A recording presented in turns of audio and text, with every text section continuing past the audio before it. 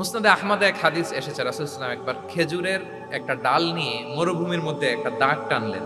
খাত্তালানা রাসূলুল্লাহ সাল্লাল্লাহু আলাইহি ওয়াসাল্লাম খাত্তা, একটা স্ট্রেইট লাইন দিয়ে রাসূল সাল্লাল্লাহু আলাইহি ওয়াসাল্লাম বললেন, এটা হচ্ছে সিরাতুল মুস্তাকিম। সাহাবাদের দৃষ্টি আকর্ষিত হলো, সবাই মনোযোগী হয়ে উঠল, তাই নাকি?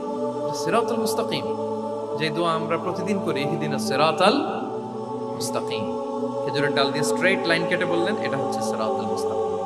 এবার ওই খেজুরের ডাল দিয়ে ডানে বাঁয়ে অনেকগুলো ছোট ছোট দাগ কাটলেন আর বললেন, হ্যাঁ দিহি সুবুলুশ শাইতান, এগুলো হচ্ছে শয়তানের রাস্তা, এটা হচ্ছে মুস্তাকিম সোজা রাস্তা যেটা জান্নাতে যায়।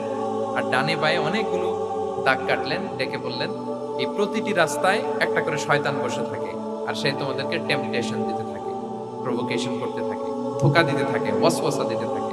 ডানে বাঁয়ে না তাকিয়ে এই সিরাতুল মুস্তাকিমের পথেই অবিচল থাকতে হবে।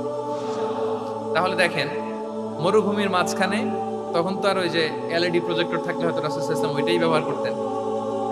আমরা এটা এখন করতে পারি বোঝানোর জন্য। রাসূল সাল্লাল্লাহু আলাইহি ওয়াসাল্লাম খেজুরের ডাল দিয়ে মরুভূমির মধ্যে দাগ কেটে সাহাবীদেরকে এই ভিজুয়াল এক্সপ্লেনেশন দিলেন এবং সাহাবারা খুব সহজে বুঝতে পারলেন যে কোনটা সিরাতুল মুস্তাকিম, কোনটা সিরাতুশ শাইতান।